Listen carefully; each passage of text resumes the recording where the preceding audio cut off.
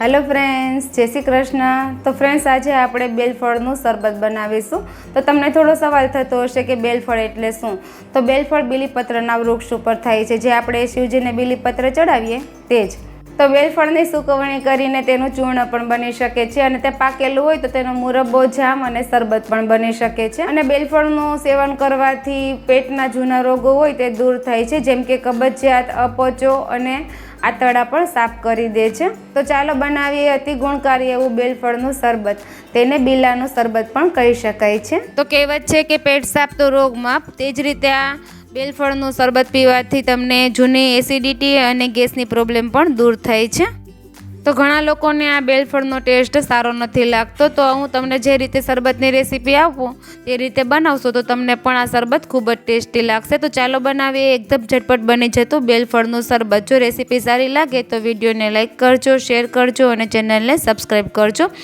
તો આ રીતે આપણે પાકેલું બેલફળ લીધું છે, તેને બીલું પણ કહી શકાય છે। તે તેની છાલ ઉપરની કઠણ હોય છે, તો તેને આપણે આ રીતે થોડું તોડી લેશું।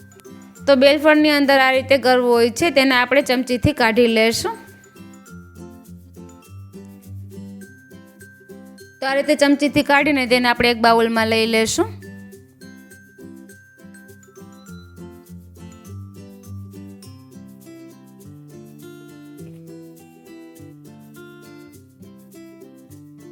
તો પાકેલા બેલફળમાંથી આ રીતે ગરું કાઢીને તેનું જામ અને મુરબ્બો પણ બની શકે છે। જો તમારે તેની રેસીપી જોતી હોય તો મને આગળ કોમેન્ટ બોક્સમાં ચોક્કસથી જણાવજો। તો બેલફળમાંથી આપણે આ રીતે પાકેલો ભાગ હોય તે કાઢી લીધો છે, અને તેને પાણીમાં પલાળી દેશું અને થોડું આ રીતે હાથેથી ચોળી લેશું, જેથી કરીને તે એકદમ સરસ સોફ્ટ થઈ જાય। અને સાથે સાથે આ મિશ્રણમાં આપણે ગોળ અથવા તો મિશ્રી એડ કરશું। જો તમને ડાયાબિટીસની પ્રોબ્લેમ હોય તો ગોળ પણ એડ કરી શકાય છે અને મિશ્રી પણ એડ કરી શકાય છે। તો અત્યારે આપણે ગોળથી બનાવશું, તો આપણે 2 થી 3 ચમચી જેટલો ગોળ એડ કરશું, જેથી કરીને તે પણ સાથે પાણીમાં એકદમ સરસ મિક્સ થઈ જાય। હવે આ મિશ્રણને ઢાંકીને સાઈડમાં રાખી દેશું, જેથી કરીને પલ્પ અને ગોળ એકદમ સરસ મિક્સ થઈ જાય અને થોડો સોફ્ટ પણ થઈ જાય। તો 10 થી 15 મિનિટ પછી આપણો પલ્પ એકદમ સરસ પલળી ગયો છે, તેને થોડું આપણે હાથેથી સોફ્ટ કરી લેશું। ત્યારબાદ તેમાંથી આપણે બી અને રેસાનો ભાગ અલગ કરવાનો છે। તો આ રીતે એક બાઉલ નીચે રાખીને ઉપર ચાળણી રાખી દેશું અને તેમાં બધો પલ્પ એડ કરી દેશું, અને ઉપર થોડું આ રીતે ચલાવશું તો તેમાં બી અને ફાઈબરનો ભાગ હોય તે અલગ થઈ જશે અને તેનો પલ્પ હશે તે નીચે બાઉલમાં આવી જશે। તો આ જ રીતે આપણે બધો પલ્પ અલગ કરી લેશું।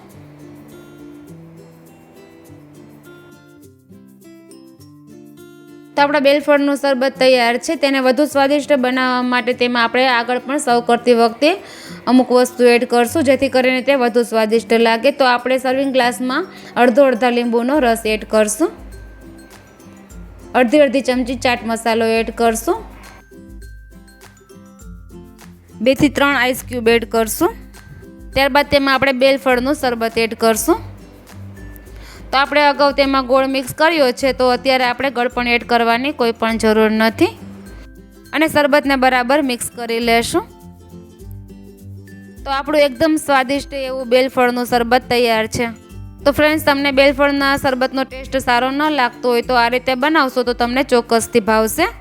તો ફ્રેન્ડ્સ, તમને આ અતિ ઔષધિક એવા બેલફળના શરબતની રેસીપી પસંદ આવી હોય તો એકવાર ચોક્કસથી ટ્રાય કરજો, અને તમારા અનુભવ મને કોમેન્ટ બોક્સમાં જરૂરથી શેર કરજો। અને જો રેસીપી સારી લાગી હોય તો ફ્રેન્ડ્સ અને ફેમિલીમાં પણ શેર કરજો, અને બાજુમાં બેલ આઇકનને પ્રેસ કરજો, જેથી મારા આવતા વિડીયોની નોટિફિકેશન તમને સૌથી પહેલાં મળે। બાય બાય ફ્રેન્ડ્સ, ફરી મળીશું એક નવી રેસીપી સાથે। Thank you for watching.